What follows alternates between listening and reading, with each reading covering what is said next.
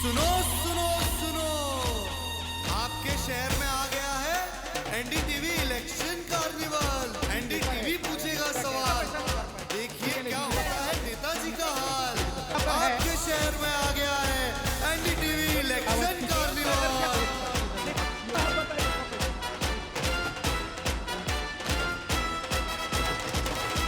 नमस्कार, मैं हूं रौनक कुकड़े। एनडीटीवी का इलेक्शन कार्निवाल झारखंड के जमशेदपुर से होते हुए अब आ गया है महाराष्ट्र की उपराजधानी नागपुर में।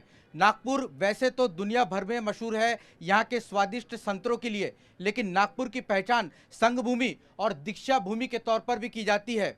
महाराष्ट्र की राजनीति में कहा जाता है कि जो नागपुर और विदर्भ जीतता है वही महाराष्ट्र की गद्दी पर या फिर ये कहे कि यहाँ की सरकार बना पाता है। तो क्या है यहाँ के चुनावी मुद्दे और क्या कहती है यहाँ की जनता, किस मुद्दों के आधार पर वे यहाँ पर इस बार वोटिंग करेगी, ये जानने के लिए हम यहाँ आ पहुँचे हैं। लेकिन शुरुआत हम करने से पहले हमारे साथ यहाँ के मशहूर रैपर है जिन्हें चाय वाला रैपर के नाम से भी जाना जाता है। आपका क्या नाम है? और इनसे हम ये जानने की कोशिश करेंगे मुख्य तौर पर ये लोकतंत्र का जो उत्सव है उसके लिए मतदाताओं को प्रेरित करने के लिए ज़्यादा से ज़्यादा मतदाताएं यहाँ पर चुनाव में मतदान करने के लिए पहुँचे, इसके लिए इन्होंने एक रैप सॉन्ग बनाया है, तो वो सुनते हैं। Thank you so much NDTV India. मेरा नाम रैपर सद्दू है और अपना स्टॉल है दी रैपर चाय वाला फुटाला पे ही सामने में। तो मैं रैप सुनाता हूँ। हम बोलते हैं हक से भारत महान, मतदान ना कर कर हम करते अपमान। मतदान ही तो है लोकतंत्र का त्योहार, मतदान ही है अपना असल अधिकार। संविधान बताता हमें वोट की कीमत, वोट के बिना नहीं जनता की जीनत। मतदान से कर सकते हम देश विकसित, मतदान ही बताता हम कितने हैं शिक्षित। चुनेंगे सरकार सही तो खत्म बेरोजगारी, चुनेंगे सरकार सही तो सुरक्षित फिर नारी। चुनेंगे सरकार सही तो विकास की गाड़ी, चुनेंगे सरकार सही तो खत्म लाचारी। चुनेंगे सरकार सही तो सस्ती पढ़ाई, चुनेंगे सरकार सही तो मिलेगी फिर न्याय। चुनेंगे सरकार सही तो खत्म महंगाई, चुनेंगे सरकार सही तो जीवन जैसे चाय। आओ निभाए कर्तव्य हम अपने, 25 अक्टूबर सन 51 के सपने। Thank you so much. 25 अक्टूबर 1951 को फर्स्ट टाइम इंडिया में वोटिंग हुआ था, तो लास्ट लाइन वही है, 25 अक्टूबर सन 51 के सपने। Thank you so much. Nagpur की चुनावी आबो हवा क्या कह रही है जानने के लिए हम नागपुर की नगरी यहाँ पर आ पहुँचे और मुख्य तौर पर आप देख सकते हैं कि बड़ी संख्या में जो नागपुर के लोग हैं वो यहाँ पर मौजूद है। लेकिन पहले मैं अपने पैनलिस्ट से सभी का तारुफ कराना चाहता हूँ। बीजेपी की युवा मोर्चा की जनरल सेक्रेटरी शिवानी दानी हमारे साथ है, जो कि महायुति की तरफ से अपनी बात रखेगी इस कार्निवल के प्रोग्राम में। कांग्रेस की तरफ से हमारे साथ कांग्रेस के मुख्य प्रवक्ता अतुल लोंडे जी है, जो कि महाविकास आघाड़ी की तरफ से अपनी बात रखेंगे। और यहाँ के वरिष्ठ पत्रकार श्रीमंत माने जी है, जो कि कार्यकारी संपादक है लोकमत के, वे भी यहाँ पर जो है यहाँ के क्या मुद्दे हैं, किन मुद्दों के आधार पर यहाँ की राजनीति जो है वो घूमती दिखाई दे रही है। तो डिबेट की शुरुआत करते हैं। श्रीमंत माने सर से मैं जानना चाहता हूँ, सर क्या माहौल है, क्या आबो हवा है, क्योंकि हम ये देख रहे हैं कि मुख्य तौर पर ये पूरा चुनाव जो है पोलराइज लग रहा है। जगह जगह पर सुनने को मिल रहा है कि विदर्भ में काफ़ी पोलराइज चुनाव जो है इस बार देखने को मिलेगा। एक तो आपने जैसा बोला वैसा विदर्भ में जो जीतता है वो सत्ता के नज़दीक जाता है, और विदर्भ एक नेशनल सेंटिमेंट रखने वाला रीजन है। यहाँ रीजनल पार्टीज़ को उतना सपोर्ट नहीं मिलता जितना नेशनल पार्टीज़ को मिलता है ट्रेडिशनली इतने सालों में, और उसका ही उसी के चलते यहाँ लगभग 62 में से 35 सीटें ऐसी है कि जहाँ कांग्रेस और बीजेपी एक दूसरे के सामने लड़ रही है।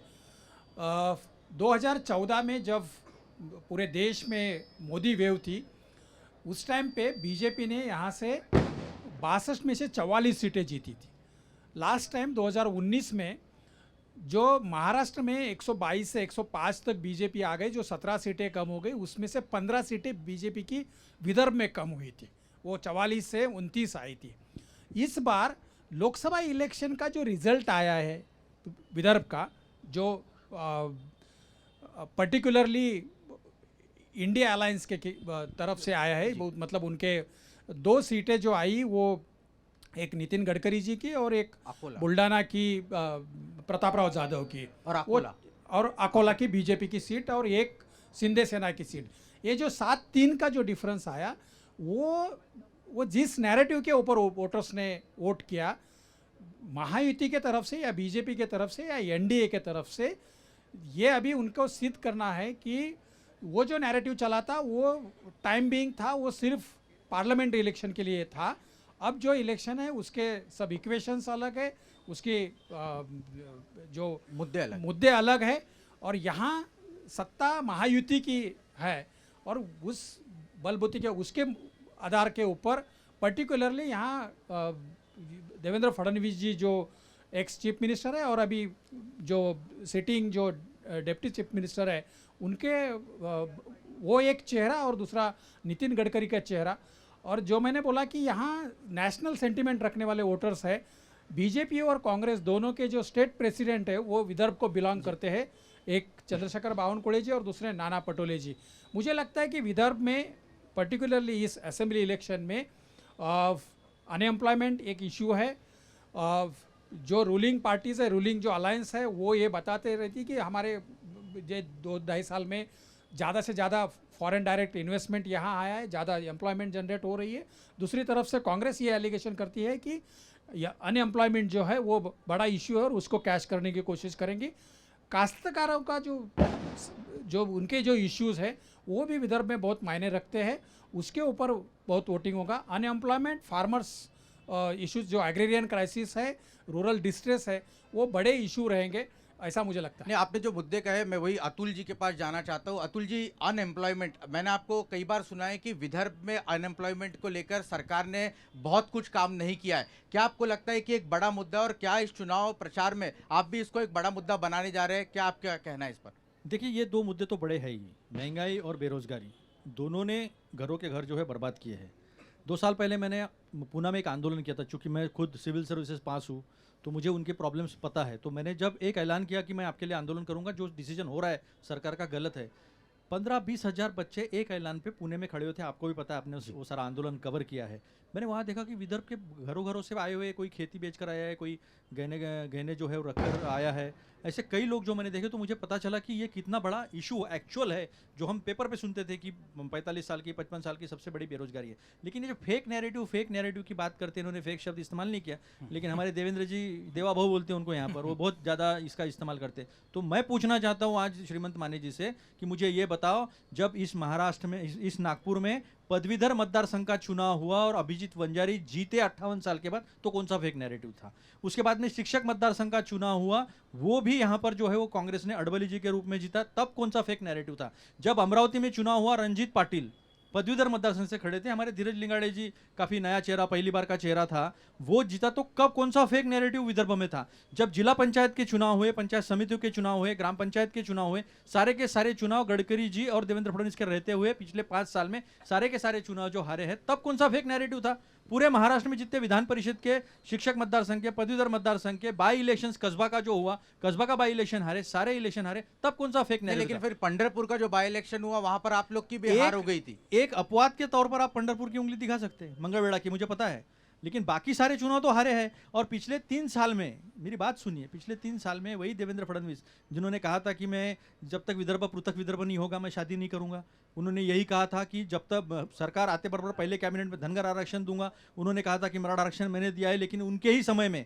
102वीं जो संविधान संशोधन हुआ था, उस संविधान संशोधन की वजह से राज्यों के अधिकार निकाल लिए थे, जो उच्चतम न्यायालय ने बताए थे। आज उसका सामना जो है पूरा महाराष्ट्र कर रहा है। तो अनेक प्रश्न जो है, प्रश्नों के ऊपर बात की गई, लेकिन उसे कुछ भी सॉल्व नहीं किया गया। अब किसानों की बात बताता हूँ मैं। यहाँ संतरे का किसान है, यहाँ से एक्सपोर्ट होता है बांग्लादेश में बड़े पैमाने पर, क्योंकि हमारा टेबल फ्रूट है, हम लोग उसको खाते हैं, उससे कुछ जूस वगैरह अभी बनने का जो प्रोसेसिंग होना है, वो प्रोसेसिंग पे हमें अभी ब्रेक थ्रू नहीं मिला। ये बात तो कई सालों से कई ब्रेक थ्रू नहीं मिला है, ब्रेक थ्रू नहीं मिला है, मैं यही कह रहा हूँ, मैं साइंटिफिकली बात कर रहा हूँ। तो वहाँ पर उन्होंने 40% इंपोर्ट ड्यूटी लगा दी, लेकिन इंपोर्ट ड्यूटी को इन्होंने सब्सटीट्यूट नहीं किया, किसानों को उसकी मदद जो है पहुँचाने का काम नहीं किया। आज कपास, बता रहा हूँ मैं, कपास 2,500 से 3,000 रुपया MSP के नीचे जाएगा।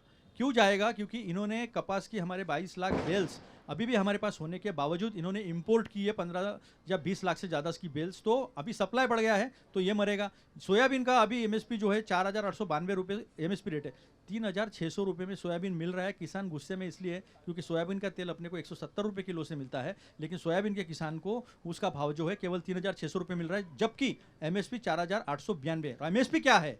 एमएसपी वो रेट है कि एक मार्केट में उससे ज़्यादा नीचे अगर रेट गया, व्यापारियों ने या किसी और नीति से नीचे गया, तो सरकार की जिम्मेवारी होती है वो खरीदना। सरकार खरीद नहीं रही है, इसलिए मेरा किसान कपास का हो चाहे वो सोयाबीन का हो रास्ते पर है। आज आत्महत्याएं बढ़ रही है, दिवाली नहीं मना पाए हैं, ये सच्चाई है। और इसीलिए जो है मतदान जो हो रहा है वो ये डिस्ट्रिक्ट के खिलाफ हो रहा है। शिवानी, जिस तरह के मुद्दे उन्होंने उपस्थित किए, खासतौर से एम्प्लॉयमेंट, किसान, एमएसपी नहीं मिल रहा है, आप लोग का क्या इस पर काउंटर रहेगा? एक बेसिक सवाल है कि जो टेबल फ्रूट की इन्होंने बात करी, निस्संदेह अब तक किसी को वो एक ब्रेक थ्रू नहीं मिला है कि वो टेबल का वो वाटर जो टेबल फ्रूट है, ऑरेंज, उसका जूस या वो सारी चीज़ें।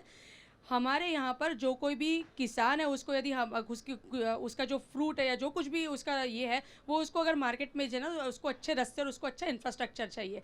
हमारे यहाँ पर पहली बार आज़ादी के स्वाधीनता के इतने साल बाद पहली बार नागपुर से यदि मुंबई जाना है तो उसके लिए इतना बड़ा एक्सप्रेस हाईवे जो बनना था वो सालों साल विदर्भ के लोग उसकी मांग कर रहे थे, वो पहली बार विदर्भ को मिला है। हमारे यहाँ पर रास्ते बने, हमारे यहाँ पर इंफ्रास्ट्रक्चर बना, और वो जब इंफ्रास्ट्रक्चर बनता है तो इंफ्रास्ट्रक्चर बनने की प्रक्रिया में भी रोजगार का जनरेशन होता है। जिस एफडीआई के आने की उन्होंने बात की, आप मिहान में जाकर देख सकते हैं। चित्र बहुत ज़्यादा खूबसूरत निस्संदेह नहीं है, उसका दावा हम भी नहीं करते, लेकिन प्रयास 100% हो रहे हैं कि यहाँ पर एफडीआई लाया जाए या एफआईआई लाया जाए, यहाँ पर इन्वेस्टमेंट हो ताकि यहाँ पर कंपनियाँ आए और वहाँ पर युवकों को रोजगार मिले। सो रोजगार के भी माध्यम, रोजगार के भी प्रयास यहाँ पर हो रहे हैं। इंफ्रास्ट्रक्चर पर बहुत ज़्यादा फोकस ये सरकार ने गत 2.5 सालों में करते हुए हमने देखा है। उसके पहले के 5 साल में देवेंद्र जी के नेतृत्व में जब महायुति की सरकार थी तब किस तरीके से काम, फिर किसानों के लिए जलयुक्त शिवार हो या बाकी सारी चीज़ें हो, ये करते हुए हमने देखा है। सो अगर ये 2.5 साल का हमारे साथ अगर विश्वासघात नहीं होता तो महाराष्ट्र का चित्र आज बहुत ज्यादा अलग महाराष्ट्र का चित्र अलग होता है। अतुल जी, आप भी नागपुर से है, मैं खुद नागपुर से हूँ। मैंने देखा है कि पिछले 10 सालों में अगर देखें तो इंफ्रास्ट्रक्चर वाइज नागपुर में बहुत कुछ बदल गया है। यहाँ पर मेट्रो आ गई है, कई बड़े बड़े शिक्षण संस्था यहाँ पर पहुँच गए, तो ऐसा नहीं है कि यहाँ पर कुछ बदला नहीं है, लेकिन फिर भी जो होना चाहिए था वो नहीं हो पाया, जैसा आप कह रहे हैं। लेकिन उनका कहना है कि अगर 2.5 साल जो जिस तरह से महाविकास आघाड़ी ने सरकार चलाई, अगर वैसा नहीं होता तो और बहुत कुछ यहाँ पर बदल जाता। बराबर है, कोविड में हमने गंगा में लाशें बहती हुई देखी, उसी वही पीरियड था 2.5 साल का। 2.5 साल गंगा में लाशें बहती हुई देखी है ना, मुख्यमंत्री भी देखा, गंगा में लाशें बहती हुई देखी है हमने। नहीं तो उत्तर प्रदेश की बात हो रही, मैं महाराष्ट्र की बात कर रहा हूँ। अतुल जी, महाराष्ट्र पे फोकस करते हैं, बिल्कुल महाराष्ट्र मैं पे बिल्कुल यही बात कर रहा हूँ, मैं बिल्कुल यही बात कर रहा हूँ, मैं बिल्कुल यही बात कर रहा हूँ, आप बैठे मैं यही बात कर रहा हूँ। नहीं दिया है सर। वही 2.5 साल थे जिसमें देश का जीडीपी जो है वो -21% पे गया था। देश का जीडीपी -21% गया था। अतुल जी एक सवाल ले लेता हूँ, आपका क्या सवाल है? आप तो शांति से, सबका एक एक समय मुख्यमंत्री आपका घर में था और गृह मंत्री वसूली करने में बिजी था। उसी समय हमारे नेताओं ने, हमारे देवा भाऊ ने, हमारे नितिन गडकरी साहब ने इन सब के लिए मदद के लिए आगे बढ़े थे। और आप अभी जो 3 साल की बातें कर रहे, मैं मानता हूं कि यहाँ पे सवाल पूछे, सवाल। महाराष्ट्र में 5 साल पहले हमारे देवा भाऊ ने सरकार बनाया, उसके बाद 2.5 साल गैप मिला, फिर 2.5 साल रहे। आप ये 3-4 सालों की बात कर रहे हैं, आप ये 10 साल के पहले जाओ, उसमें आप क्या थे, पहले उसका आंकड़ा दो, बाद में आप इसका पूछो। एक ही जवाब देता हूँ, बहुत माकूल जवाब देता हूँ। हमारे वक्त कच्चा तेल जो था वो $112 प्रति बैरल था, लेकिन पेट्रोल 72 रुपये था और डीजल 58 रुपये था। रोड इंफ्रास्ट्रक्चर से 1 रुपया था। डीजल पे हमारी एक्साइज ड्यूटी 3 रुपया 46 पैसे थी और पेट्रोल पे 9 रुपया 56 पैसे थी। इनकी सरकार आने के बाद, जैसा कि मोदी जी ने कहा था कि मैं बीच में बोला नहीं था, तब मेरा नसीब कितना अच्छा है, $18 तक नीचे गया था कोविड में। इन्होंने 1 रुपया रोड इंफ्रास्ट्रक्चर का 18 रुपया रोड इंफ्रास्ट्रक्चर 18 रुपए तक लेके गए। ये कम था तो हमारे निर्मला सीतारमण ने 2020 में एग्रीकल्चर इंफ्रास्ट्रक्चर से 2 रुपया और 4.5 रुपया पेट्रोल और डीजल पर लगाया, और जो 3 रुपया 40 पैसे और 9 रुपया 56 पैसे था वो 33 रुपये और 32 रुपये जो है यहां तक टैक्सेस ले गए थे। 40 लाख करोड़ आम आदमी के जेब से निकाल गए, जबकि वस्तुस्थिति ऐसी थी कि 35 रुपये रुपए लीटर जो है वो पेट्रोल दे सकते एक जवाब ले अब लेते रही अब रही एक नहीं, जवाब क्योंकि- एक जवाब ले लेते ऐसा एक नहीं जवाब ले है लेते नहीं, मेरा तो हुआ नहीं हाँ, ना, बताइए वो तो मैंने उनका जवाब दिया, बताइए वो तो मैंने उनका जवाब दिया, लेकिन सच्चाई तो सामने रख दूं ना। बताइए बताइए और उसके वो कोविड में इन्होंने काफी आरोप किए, 25 साल उनके साथी रहे थे, लेकिन वही कोविड था जब किसानों की हमने 19,000 करोड़ की कर्जा माफी बिना मी अभ्यास करत है 62 कॉलम का कॉलम लगा के किसानों को मियाँ बीबी को साथ में इंटरनेट पे खड़ा नहीं किया था। 32 लाख किसानों की कर्जा माफी की। तब जब दूध लेना था 10 लाख लीटर रोज दूध हमने लिया, और पाउडर बनाने के लिए जब गए तो पाउडर का रेट, दूध पाउडर का रेट 300 रुपए से 150 रुपए तक लाने का काम अतुल इसी जी, सरकार अतुल ने जी, किया आपकी था। बात ली है, जरा 1 शिवानी का लाख जवाब करोड़, ले लेते 1 आपका लाख एक करोड़, जवाब तो ले लेते 1 एक लाख जवाब ले करोड़ लेते का। आपने सुनिए पूरी ना, बात आपने 5 रखी है। सेकंड 5 सेकंड 1 लाख करोड़ कैसा है, सेंटर से एड आती है, जरूरी होता है क्योंकि सारा पैसा जो जाता है, सारा टैक्सेस कलेक्शन जो है वो जाला है केंद्र के पास, जीएसटी के पास, सारे अधिकार केंद्र के पास चले गए। 1 लाख करोड़ तक का पैसा सरकार का महाराष्ट्र दिया नहीं था।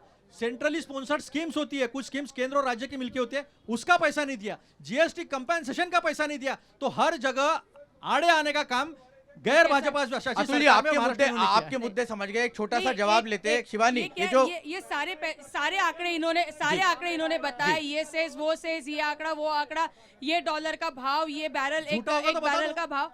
नहीं झूठा है तो आप ये भी बता आज दीजिए। 84 रुपए झूठा- 13 पैसे सर- डॉलर सर- है। सर झूठा वो तो आईसीयू नहीं नहीं, जवाब तो सर बोली तो बोले तो दीजिए। नहीं झूठा है तो आप ये भी बता दीजिए कि 2014 के पहले 70,000 करोड़ का CWG स्कैम क्यों हुआ, 1,40,000 करोड़ का 2G का स्कैम कैसे हुआ। आंकड़े यहाँ तक नहीं रुकते, वो जो सब 1 आपके लाख साथ करोड़ है। की बात है। वो सब आपके साथ सरकार में और सत्ता में है। 1,86,000 करोड़ का कोल स्कैम कैसे हुआ। ये सारे भ्रष्टाचार की खदान ये कांग्रेस पार्टी है, इसीलिए उनकी दीदी और जमाई के पास अनगिनत इतनी सारी संपत्ति मिलती चलिए एक है। सवाल लेते हैं, एक 5 सवाल सेकंड। लेते हैं। हाँ, रौनक, पूछिए आप, रौनक, 5 किससे सेकंड। सवाल है? रौनक, एक- 5 एक सवाल, 5 सेकंड। काफी देर से एक सवाल। हाँ, किससे पूछा? मैं शिवानी ताई से पूछ रहा हूँ। एक्चुअली कैसा है, उन्होंने भी थोड़ा देर पहले बोला कि रोजगार का ये कंपनी आई नहीं, वो कंपनी आई नहीं, वो आ रही है, ये आ रही है। मैं विद्यापीठ से हूँ, मैं मेरे 30 साल के सर्विस में मैं देख रहा हूँ, इतने बच्चे हर साल पढ़ के निकलते post graduate, physics, biology, zoology, जो भी, लेकिन सब बेरोजगार है। और अभी वो जगह नहीं भर रहे हैं, जो जहाँ पर वो एम्प्लॉय दे सकते हैं वहाँ एम्प्लॉय नहीं दे रहे हैं, और ये आ रहा है, वो आ रहा है, ये आ रहा है, उनको भी अच्छे से। एम्प्लॉयमेंट एक बड़ा मुद्दा। शिवानी, मैं एक और सवाल ले लेता हूँ, बहुत देर से यहाँ पर बैठे हैं। शिवानी, एक आपका क्या सवाल है, क्या पूछना चाहते हैं, नाम बताइए। सर मेरा ये बोलना था कि जब भी आपने बहुत बैरल वगैरह का रेट बताया, उस समय हमारे देश पे फॉरेनर का कर्जा कितना चढ़ गया था। आप उधारी में माल ला के यहाँ हम लोगों को सस्ते में देने का बात कर रहे थे, और 5 रुपए से 72 रुपए आपने लेके गए, और 14 हमारी यानी भारतीय जनता पार्टी मेरा इनसे यही पूछना है कि उस समय जो इन्होंने भी बैरल का बातें बताया, उस समय कर्जा कितना हो गया था, और हमने रेट कम नहीं किया, लेकिन कर्जा सवाल जवाब लेता। आप बैठिए, आपके पास भी आ रहा हूँ। पहले शिवानी, उनका जो सवाल था ये उसका मिहान जवाब। में कुछ नहीं हुआ, कंपनियां नहीं आई, ये अगर उनका सवाल होगा तो उनका स्वयं का बेटा मिहान में जॉब करता है। अगर वहां पर जॉब्स होता ही नहीं तो उनका बेटा वहां पर जॉब कैसे करता, इस बारे में भी तो सोचना चाहिए कि जिस अनएम्प्लॉयमेंट की बात कर रहे हैं उनका स्वयं का बेटा मिहान में जॉब करता है। ऐसे कई लोग हैं जो मिहान में जॉब कर रहे हैं, कई लोग हैं जो नागपुर के इर्द गिर्द अलग अलग जगह पर काम कर रहे हैं।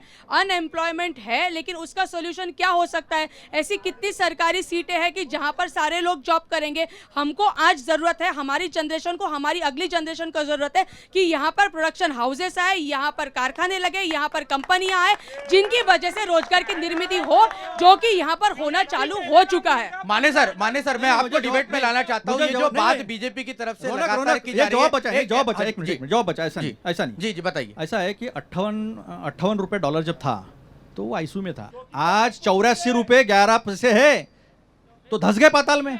अब दूसरी बात, इन्होंने कहा कि बहुत कर्जा लिया था, 45,000 करोड़ का कर्जा था पेट्रो बॉन्ड्स का। इन्होंने कहा था पेट्रो बॉन्ड्स निकाले, और पेट्रो बॉन्ड्स में आज तक 2.5 लाख करोड़ से ज्यादा पैसा इस सरकार ने वसूल किया है। एक भी पैसा पेट्रो बॉन्ड का वापस नहीं किया है, एक भी पैसा वापस नहीं किया, जबकि 2022 तक वो खर्चा हो जाना चाहिए था। फिर 2014 के पहले की तो मैंने पूरी तुलना कर दी है। अब इन्होंने कहा कि हमने ये किया वो किया। जो भी समृद्धि रोड बना है, वो समृद्धि रोड में चोरी तो इलेक्ट्रो बॉन्ड में हुई है, इलेक्ट्रल बॉन्ड में चोरी हुई है और सुप्रीम कोर्ट ने पकड़ी है।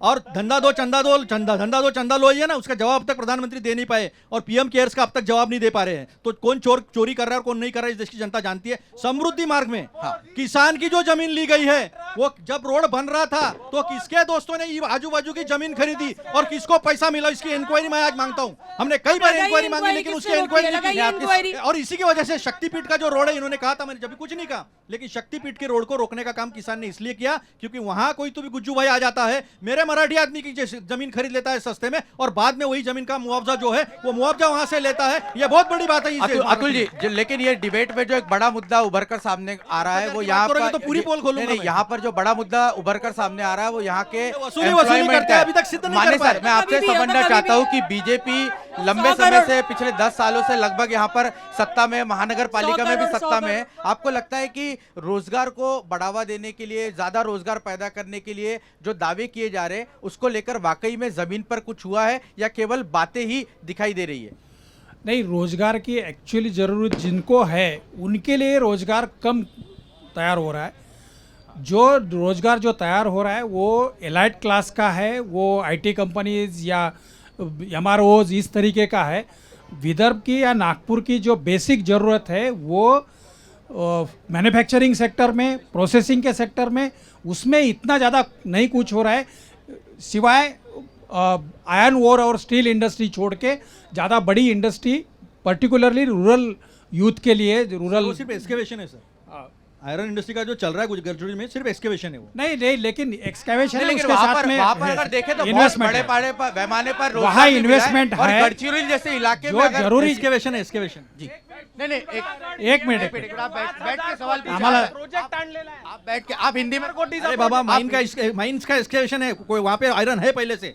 सर, अब जंगल तोड़ना चाहिए, नहीं अतुल जी 2 मिनट, आप आपकी बात नहीं, वो एक्चुअली आर्गुमेंट करते टाइम भी सही आंकड़े नहीं दे रहे। वो 5,000 करोड़ का नहीं, 35,000 करोड़ का है जी। अजय, आयरन और 35,000 करोड़ का है। आयरन और मेरी बात सुनो, नेचुरल रिसोर्सेज 35,000 करोड़ की। यहाँ की जो इन्वेस्टमेंट नहीं है 35,000 करोड़ यहाँ की जो रिक्वायरमेंट है, जो लोगों की रिक्वायरमेंट है, वो मैन्युफैक्चरिंग सेक्टर में जो ज़्यादा पढ़े, जो प्रोफेशनल एजुकेशन जिन्होंने नहीं लिया है, टेक्निकल एजुकेशन जिन्होंने नहीं लिया है, ऐसे युवा की संख्या बहुत बड़ी है और अनएम्प्लॉयमेंट ये इलेक्शन का इशू है। लेकिन उसके सर लिए त्याच्यासाठी एक उत्तर देते हैं। उसके लिए बड़े पैमाने पर स्किल में काम करने का प्रयास इस महायुति सरकार ने गत कुछ सालों में किया है। हमारे महाराष्ट्र गवर्नमेंट ने जर्मनी के एक स्टेट के साथ एक करार किया जिसमें जर्मनी में लगने वाली स्किल्ड लेबर को वो महाराष्ट्र से रोप इन करेंगे और उसके लिए महाराष्ट्र में भी एक्सेलेंसी सेंटर्स कई जगह पर खुले हुए, रत्नागिरी में, नासिक में, यहाँ तक कि नागपुर में आकर भी उन्होंने 7 अलग अलग कॉलेजेस के साथ एक्सेलेंसी सेंटर खोलने का करार किया, जिसके माध्यम से महायुति की सरकार जब वापस महाराष्ट्र में बनेगी उसके बाद नागपुर से मैं जिम्मेदारी के साथ विधान कर रही हूँ कि जर्मनी के उस स्टेट में 10,000 से ज्यादा एम्प्लॉयज की जरूरत है और वो 10,000 के 10,000 एम्प्लॉयज वो महाराष्ट्र से रोप इन करने वाले हैं। उसमें से 2,000 एम्प्लॉयज ये नागपुर और नागपुर के इर्द गिर्द वाले लोगों के लिए यहाँ से लेकर जाएंगे। 2,000 आंकड़ा ये निस्संदेह कम है, लेकिन प्रयास करना जरूरी है, स्किलिंग पर काम करना जरूरी है। जैसे कि माने सर ने बताया कि स्किल्स देना जरूरी है क्योंकि स्किल और जरूरत की मिसमैच है। उसके लिए जितना काम महायुति सरकार ने किया है वो अब तक इस महाराष्ट्र ने कभी नहीं देखा। शिवानी, एक डिबेट को थोड़ा सा आगे ले जाना चाहते हैं। दरअसल जस्ट एक आपसे और स्टैंड अप के बात का है, एक आपको ये डिबेट को थोड़ा सा आगे ले जाना चाहता हूँ। दरअसल इस चुनाव में एक एक्स फैक्टर कहा जा रहा है लाड़की बहन योजना का। कहा जा रहा है कि सरकार ने जिस तरह से ये योजना लाई ये गेम चेंजर साबित हो सकती है। मानी सर, आपको लगता है कि ये कल्टीवेट हो पाएगी? क्योंकि मुख्यमंत्री लगातार ये कह रहे हैं, दावा भी कर रहे हैं कि ये गेम चेंजर योजना है और महायुति के पक्ष में माहौल जो है बनेगा। नहीं, लाडली बहन योजना जो, लड़की बहन योजना जो है उसका कुछ ना कुछ इफेक्ट जरूर होगा। वो उनको सत्ता रिटेन करने में कितना मदद करेंगे कि नहीं, ये अभी तो आज तो विड्रॉल हुए हैं, अभी आगे 15 दिन में मालूम पड़ेगा। बेनिफिट होगा लेकिन वो सत्ता रिटेन करने की मतलब जरूरत उनकी पूरी होगा, ये देखना पड़ेगा। मैं आपसे समझना चाहता हूँ कि मुख्य तौर पर जिस तरह से बगावत देखने को मिल रही है, हर पार्टी में बगावत देखने को, देखो बगावत की जितनी चर्चा होती है उतनी बगावत नहीं हुई है जी। विदर्भ के 62 सीटों में से जहां सीरियस रिबेलिंग है जी, जहां सीरियस रिबेलिंग है ऐसी जगह की संख्या एक 10-12 से ज्यादा नहीं है। अच्छा, क्या आपका कहना है? मेरा क्वेश्चन एक ताई से है। क्या ताई ने बोला है कि यहाँ पे कॉलेज आ रहे हैं, सिम्बोसिस आ रहा है, अच्छी है, आगे है ना?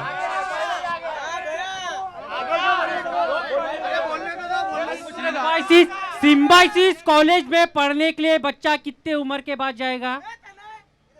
कितने उम्र के बाद जाएगा?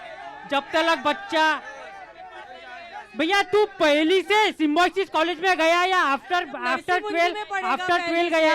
तो मेरा क्वेश्चन यही है, क्या 10वीं 12वीं तक का जो बच्चों को बेसिक एजुकेशन जो मिलना चाहिए, नागपुर में पिछले 15 सालों से भारतीय जनता पार्टी की सरकार थी, कारपोरेशन में, यहाँ के आप कारपोरेशन की स्कूल देख लीजिएगा, यहाँ जो प्रोग्राम हो रहा है, यहाँ जो कॉर्पोरेशन के स्कूल जो है, कॉर्पोरेशन के स्कूल की दयनीय अवस्था है, बीजेपी की सरकार है। लॉजिकल आंसर है, राइट टू जवाब तो ले लीजिए सर, लॉजिकल आंसर है, right to education. Shivani sir, logical answer है, राइट टू एजुकेशन कायदा जब लाया, जवाब दीजिए सर, राइट टू एजुकेशन जब आया तो लोगों ने प्रेफर किया कि वो कहीं ना कहीं दूसरी स्कूलों में जाकर पढ़ेंगे जहां पर 3 किलोमीटर के भीतर वो स्कूलें आती है। सो लोगों ने प्रेफर वहां जाकर पढ़ना चालू किया। लेकिन आज भी महानगर पालिका की कुछ ऐसी स्कूलें हैं कि जिसकी जहां पर पट संख्या बहुत अच्छी है और जहां पर बहुत अच्छे क्वालिटी का एजुकेशन दिया जा रहा है। जी देखिए, मुख्य तौर पर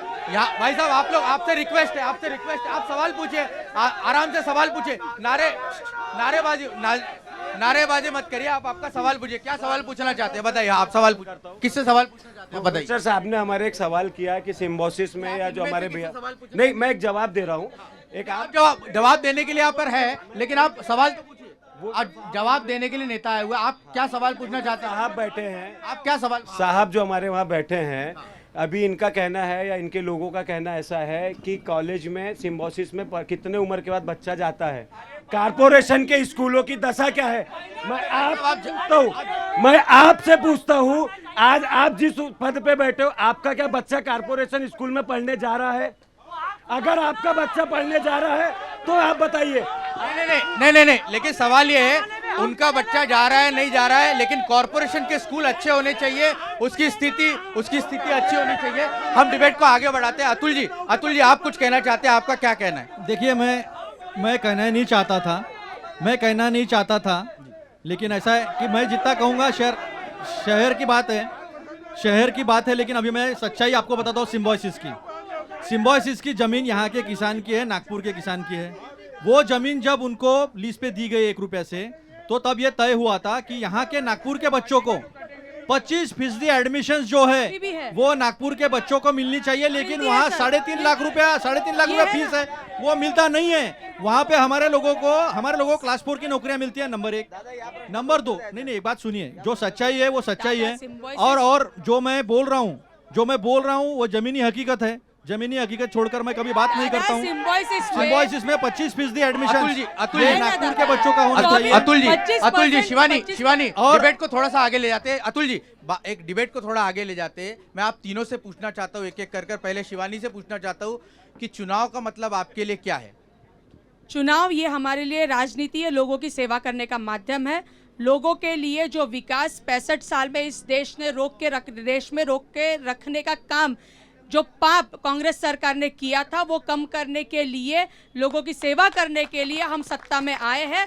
और वापस आने वाले चुनाव में महाराष्ट्र की जनता इनके फेक नैरेटिव को खदेड़कर वापस देवेंद्र जी के नेतृत्व में, एकनाथ शिंदे जी के नेतृत्व में महायुति की सरकार लेकर आएगी। अतुल जी, एक बात सच्चाई ये है कि इस देश में इसरो से लेकर, DRDO से लेकर, एम्स से लेकर, IIT से लेकर, ये सारे चीज़ों का नींव रखा है, और ये लोग जो है सेवाएं पूरे दुनिया में, पूरे देश में दे रहे हैं। और देश ने जो प्रगति की है, एक पिन नहीं बनती थी, आज इस देश में सब कुछ है।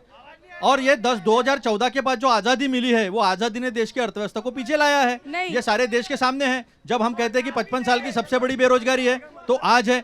सबसे ज्यादा टैक्स लगाया है, तो आज लगा हुआ है। और ये वो लोग हमको सिखा रहे हैं जो अंग्रेजों के साथ थे, जो स्वाधीनता संग्राम में तो कभी आप जनता के साथ नहीं थे।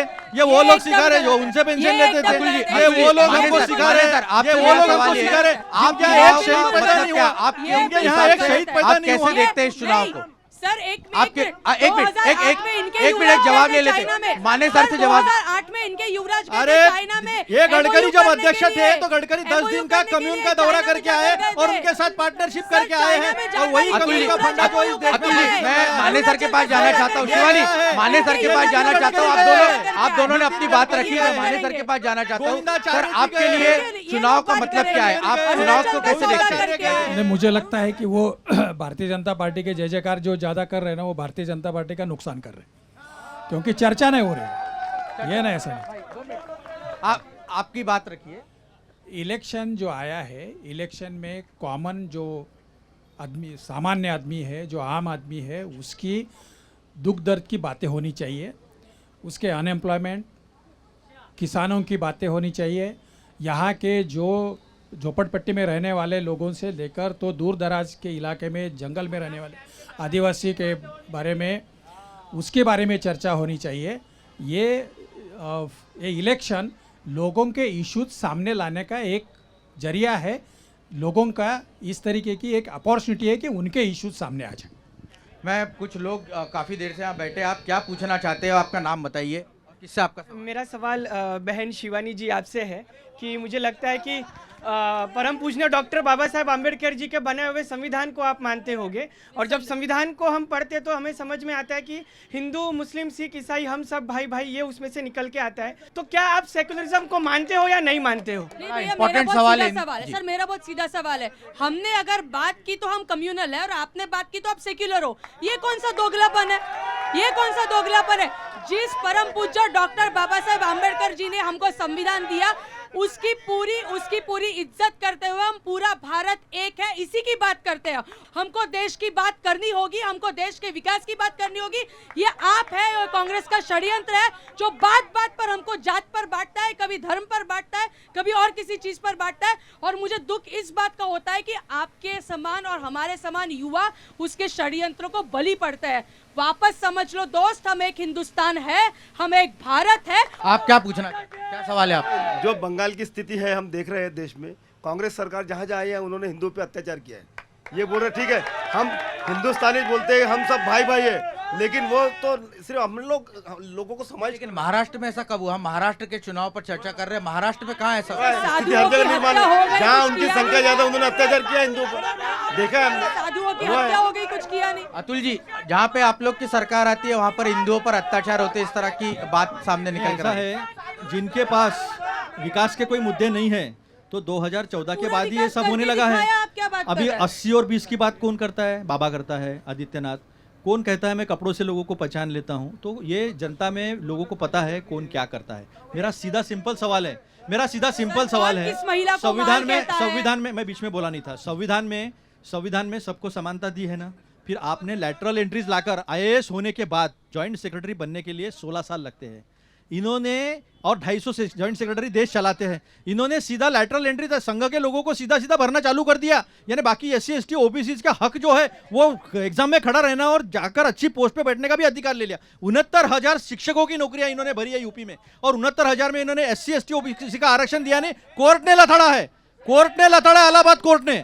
और अभी यहाँ पर महाराष्ट्र में TET टीचर्स एग्जामिनेशन जो है, टीचर्स एलिजिबिलिटी टेस्ट, ये पास किए हुए टीचर्स है, लेकिन कॉन्ट्रैक्ट बेसिस पे नौकरियां भरी जा रही है। महाराष्ट्र में कॉन्ट्रैक्ट बेसिस पर नौकरियां नहीं भरूंगा ये देवेंद्र फडणवीस ने कहा था, लेकिन आज भी कॉन्ट्रैक्ट बेसिस पे नौकरियां भरी जा रही है। ये सच्चाई है। कॉन्ट्रैक्ट बेसिस पर नौकरियां भरी जा रही है। क्या आपका किससे सवाल है? क्या नाम? कोई ठुकरा नहीं सका है मेरी बात को आज तक। शिवानी जी, आपसे सवाल है। भी जाता हूं और सबसे बात करता हूं, मैं सच बोलता हूं और सच बोलता हूं। अतुल जी, एक सवाल शिवानी से।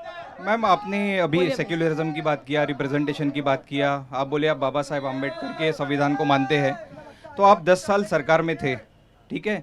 तो आप मुझे ये बता दीजिए कि ओवरऑल जो आप SEC हो रहा है, सोशो इकोनॉमिक कास्ट सेंसस, तो हम लोग अगर सोसाइटी की बात करें, कास्ट सेंसस की बात करें, तो आपके 10 साल के जो पीरियड में कितना रिप्रेजेंटेशन अपर कास्ट में ये जो पीड़ित लोग हैं, अदर बैकवर्ड क्लासेस है या तो फिर जो बैकवर्ड क्लासेस है, उनको कितना रिप्रेजेंटेशन आपने बना के दिया, वो मुझे आप बताइए। रामनाथ कोविंद जी हमारे सबसे उच्च पद पर बैठे थे। सर हमारे यहाँ पर मायाताई इवनाते समान हमारे एंटी ग्रुप की एक महिला को हमने महापौर तक बना दिया। सो हम ये सारी चीजें मानते ही नहीं। हम ये चीज़ें मानते ही नहीं। अच्छा, मेरा आप तीनों से एक आखिरी सवाल रहेगा कि प्रिडिक्शन करना चुनाव में, बहुत खास तौर से जिस तरह का सिचुएशन महाराष्ट्र में पैदा हो गया है, तीन पार्टियां आमने सामने लड़ रही है, प्रिडिक्शन करना बहुत मुश्किल है। कई राजनीतिक पंडित जो है वो कयास नहीं लगा पा रहे कि इस बार महाराष्ट्र चुनाव का ऊँट किस करवट बैठेगा। तो पहला सर, आप क्या प्रिडिक्ट करते हैं, खास तौर से जब इस तरह की सिचुएशन है महाराष्ट्र में, किसकी सरकार बनने जा रही है? नहीं, मैं प्रिडिक्ट नहीं करूंगा, लेकिन सबसे जो डिसाइडिंग पॉइंट जो है वो आज मनोज जरांगे ने जो विड्रॉ किया है, इलेक्शन न लड़ने का जो डिसीजन उन्होंने अनाउंस किया है, वो बहुत इफेक्ट करेगा पूरे टोटल एज अ स्टेट करके ये इलेक्शन के। इतना मेरा पॉइंट है। नहीं, लेकिन वो महाविकास आघाड़ी को ज़्यादा फायदेमंद है कि महायुति को ज़्यादा फायदेमंद है, मनोज जरांगे पाटिल का स्टैंड? नहीं, मनोज जरांगे पाटिल उन्होंने विड्रॉ करने के कारण वो महायुति के लिए थोड़ा डैमेज करेगा। अतुल जी? हम 180 से ज़्यादा सीटें आएंगी और पूरी बहुमत के साथ महाविकास आघाड़ी की सरकार बनेगी। नहीं, लोकसभा चुनाव में भी इस तरह का प्रेडिक्शन किया गया था, खास तौर से कि लोकसभा चुनाव में इस बार मोदी की सरकार नहीं आ रही है, लेकिन वैसा हुआ नहीं। और महाराष्ट्र को अगर देखे तो थोड़े एनडीए की सरकार, मोदी प्रधानमंत्री वापस एक बार बने। 2014-2019 में मोदी की सरकार थी, अभी एनडीए की हो गई। पहले अकेले चलते थे, अभी पूरा झुंड के साथ चलते हैं, तो एनडीए की सरकार। लेकिन हरियाणा चुनाव में भी आप लोगों ने इसी तरह से प्रेडिक्ट किया था कि वहां पर मोदी जी की सरकार। हरियाणा तो हम करा रहे, निर्णय तो हम करा रहे। ये बताइएगा कि हरियाणा में भी इसी तरह से प्रेडिक्ट किया गया था, लेकिन नतीजे सभी के सामने, तीसरी बार वहां पर बीजेपी सरकार बनाने में कामयाब रही है। एक बात आप समझ लो, हरियाणा और महाराष्ट्र अलग है। हरियाणा में इन्होंने जात का कार्ड खेल लिया, महाराष्ट्र में चलेगा नहीं। ये छत्रपति शिवाजी महाराज, शाहू फुले अम्बेडकर जी का महाराष्ट्र है और ये मुद्दों पे रहेगा और मुद्दों पे हमको जिताएगा। शिवानी जी, आपसे सवाल है, और आपसे सवाल ये भी है कि देवेंद्र फडणवीस राज्य के उप मुख्यमंत्री है, बीजेपी का एक बड़ा चेहरा है, इसी नागपुर से वो दक्षिण पश्चिम सीट से चुनाव लड़ रहे छठी बार। क्या आप उनका भविष्य देखती है? आपको लगता है कि वो फिर एक बार महाराष्ट्र के मुख्यमंत्री बनेंगे? क्योंकि एनडीए के नेताओं से पूछते तो उनका कहना है कि चुनाव के बाद तय करेंगे। आपको लगता है कि वो मुख्यमंत्री पद का चेहरा इस चुनाव में होंगे? मैं भारतीय जनता पार्टी की एक पदाधिकारी हूँ। हमारे नागपुर में दक्षिण पश्चिम उनके चुनावी क्षेत्र की रहीवासी और मतदार हूँ। हमारे हृदय के मुख्यमंत्री देवेंद्र जी फडणवीस है, लेकिन क्योंकि हम महायुति की सरकार बनाने जा रहे हैं और हमारी सरकार बन रही है, तो ये महायुति तय करेगी कि हमारा मुख्यमंत्री कौन होगा। लेकिन हमारे हृदय के मुख्यमंत्री देवेंद्र जी फडणवीस है और दक्षिण पश्चिम में वो बड़ी मात्रा से जीत कर आ रहे हैं, और महाराष्ट्र में महायुति की सरकार ये भारी बहुमत के साथ निस्संदेह बनने जा रही है। और जो विकास का रथ एकनाथ शिंदे जी के नेतृत्व में, देवेंद्र जी के साथ में और अजित दादा के साथ में जो चल पड़ा है, वो तेज रफ्तार के साथ आने वाले 5 साल और दौड़ेगा। शुक्रिया आप सभी का, एनडीटीवी का इस इलेक्शन कार्निवल में आप सभी यहाँ पर जुड़े, और आगे किस तरह से महाराष्ट्र की राजनीति आगे बढ़ेगी, ये सभी जानकारियाँ जो है हम इस एनडीटीवी कार्निवल के जरिए दर्शकों तक पहुँचाने की कोशिश करेंगे।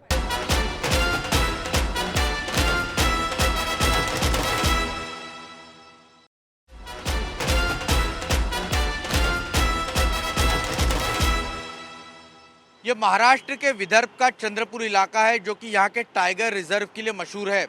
इस वक्त यहाँ के लोग अपने वोट के जरिए एक नया टाइगर चुनने जा रहे हैं। लोकतंत्र का वो टाइगर जो कि ऊर्जा और विश्वास से भरा होगा। 2019 के विधानसभा चुनाव में यहाँ की 6 में से 3 सीटें कांग्रेस ने जीती थी, 2 सीटों पर बीजेपी जीत हासिल कर पाई थी, जबकि 1 सीट निर्दलीय के खाते में गई थी। लेकिन 2024 का विधानसभा चुनाव अलग है। 6 पार्टियां, 2 बड़े बड़े गठबंधन आपस में टकरा रहे हैं, और विदर्भ इलाके की अगर बात करें तो यहाँ पर सबसे ज़्यादा मुकाबला कांग्रेस और बीजेपी के बीच में देखने को मिल रहा है। तो चलिए लोगों से बात करते हैं, चंद्रपुर के लोगों से समझने की कोशिश करते हैं कि क्या है उनके यहाँ के बड़े मुद्दे और किस आधार पर वो इस बार अपने इलाके का नया टाइगर चुनने जा रहे हैं।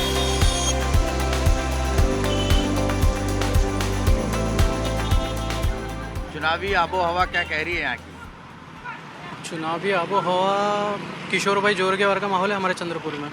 बीजेपी से लड़ रहे हैं? हाँ। पिछले बार निर्दलीय, लेकिन यहाँ बगावत भी बहुत हो गई। बीजेपी कांग्रेस वाले भी खूब बगावत वो तो राजनीति है, चलते रहता है। हाँ, चुनकर तो उसी को लाएंगे ना जो काम करके देगा। सियासी आबो हवा क्या कह रही है यहाँ की? क्या बता सकते हैं, अभी जनता का फैसला है सर। जनता का फैसला है सर, सब कुछ देखेंगे, जो काम करेंगे वही आएगा। ये लाडली बहना का कितना इम्पैक्ट दिख रहा है? नहीं, लाडली बहना का कुछ नहीं सर, देखे भी क्या कर रहे हैं लाडली बहन का पैसा। सरकार तो अपने से ही पैसा लेने वाला है, टैक्स के हिसाब से या फिर अदर इसमें। महंगाई कम करो, सब कुछ अच्छा होगा। महंगाई बहुत है, बड़ा बहुत मुद्दा है। ज्यादा है सर, है ना सर, महंगाई तो ज्यादा है।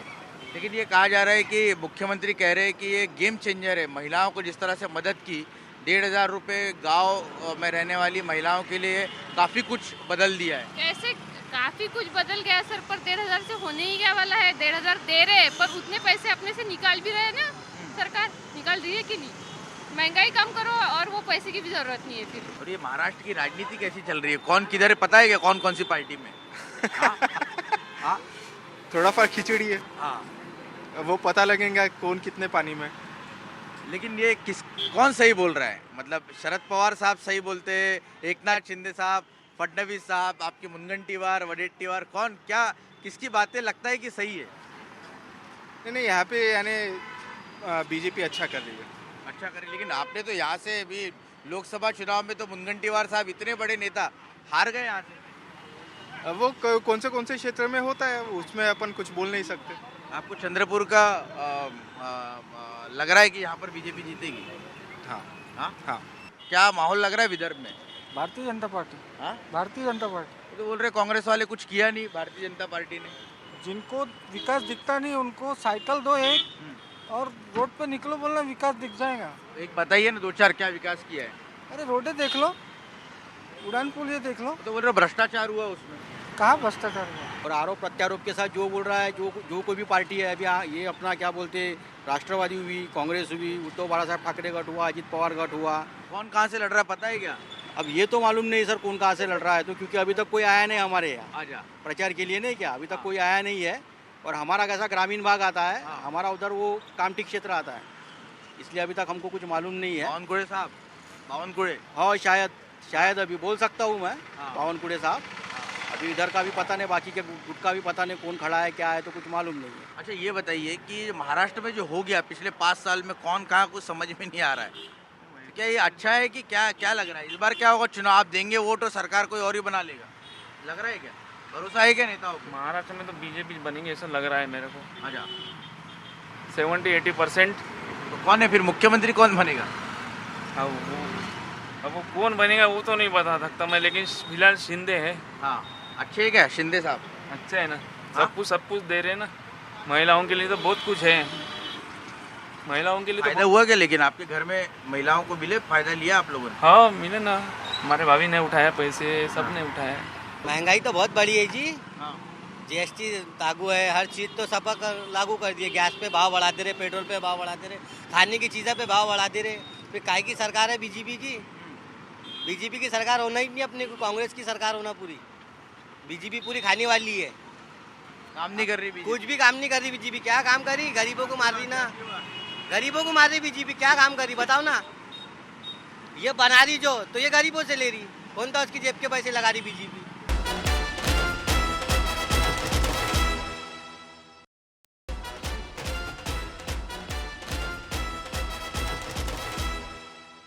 माहौल क्या है? हमारा तो सुधीर भाऊ मुनगंटीवार है, जो बस स्टैंड वगैरह बनाया है, उसके बाद मेट्रो स्टैंड, बहुत बड़े बड़े काम किया है।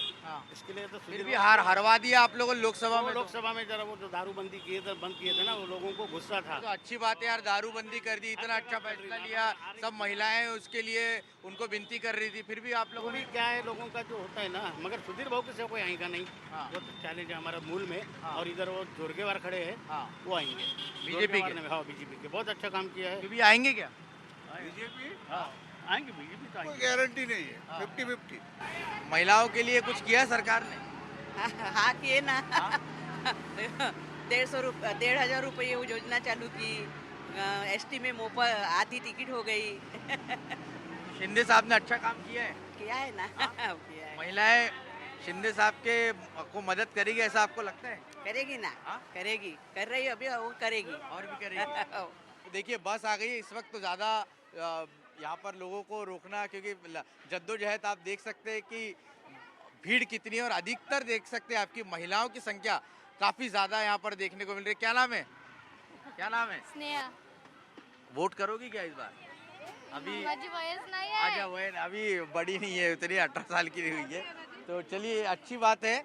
और ये एक तस्वीर अलग यहाँ पर देखने को मिल रही है कि सरकारी बसों में भीड़ जो है वो यहाँ पर अच्छी खासी देखने को मिल रही है। कुछ और लोग हैं, चलिए उनसे भी समझने की कोशिश करते हैं। सरकार कुछ करने वाला नहीं है, बस फिर ऐसा ही है, छोला झंडी। तो उद्धव ठाकरे सही थे कि शिंदे साहब? नहीं थे, जो कोरोना काल में जो किया वो उद्धव ठाकरे ने बहुत ही अच्छा किया। तो वापस वो मुख्यमंत्री बनना चाहिए। क्यों नहीं बनना चाहिए, बनना चाहिए। 60-70 साल से जो भी सरकार आती है, सरकार कोई इसकी भी पार्टी क्या है, लेकिन जो मूलभूत समस्या होती है, आरोग्य समस्या होती है, एजुकेशन समस्या होती है, अपना देश है खेती का, किसानों का महत्व की जो बात होती है, सिंचन की सुविधा, जैसा हमारे तरफ जो गोसीखुर्द प्रकल्प बन रहा है वो 50 साल से नहीं बन रहा, यानी 50 साल से, हाँ इंदिरा गांधी ने उसका नींव रखी थी। जो 50 साल से नहीं बन रहा। सरकार किसी भी है की भी हो, इसके तरफ यानी अपना देश अपना सिंचन है, कृषि की तरफ कोई ध्यान नहीं देता। जैसे एजुकेशन की एग्जाम होती है वो प्राइवेट कंपनी की तरफ बनाती है, किसी जो अपनी जो नौकरी की वैकेंसी निकलती है उसके पेपर प्राइवेट कंपनी द्वारा होती है। ये सरकार किसी भी बने, ये जो फैक्टर है, निजीकरण का जो फैक्टर है, और ये बंद होना चाहिए। और मैं ये तो बोलता हूँ हमारे देश में ज़्यादा करप्शन है इधर कंट्रीज से। ये जो करप्शन की वजह से यानी कंस्ट्रक्शन के ऊपर, बांधकाम के ऊपर इतना पैसा खर्चा होता है अरबों रुपए, उसकी तुलना में 1% एजुकेशन के ऊपर होता नहीं, आरोग्य के ऊपर होता नहीं। जितने भी सरकारी दवाखाने हैं वहाँ कोई सुविधा नहीं, सरकारी दवाखानों में सुविधा नहीं है। आपके मुद्दे एकदम बराबर है। देखिए ये होना चाहिए। सिंचाई का विदर्भ में लंबे समय से इसको लेकर बहुत राजनीति हुई। अजीत पवार पर आरोप भी लगे कि सिंचाई का 70,000 करोड़ का उन्होंने घोटाला कर दिया। हालांकि आरोप अब तक सिद्ध नहीं हो पाए, लेकिन ये बात भी सही थी कि जिस वक्त महाराष्ट्र के मुख्यमंत्री पृथ्वीराज चौहान थे, उन्होंने व्हाइट पेपर भी लाया था और इससे ये साफ दिखा कि महाराष्ट्र में जो इरिगेशन का क्षेत्र है वो बहुत ही कम है, बहुत कम उसमें प्रगति देखने को मिली। तो इनका जैसा कहना है कि जिस गोसीखुर्द प्रकल्प की ये बात कर रहे हैं वो इंदिरा गांधी ने उसकी नींव रखी थी बतौर प्रधानमंत्री, अभी तक वो पूरी तरीके से कंप्लीट नहीं हो पाया है। उसको लेकर कई सरकारें आई, कई सरकारों ने अपना काम किया, लेकिन अब भी मामला लटका है।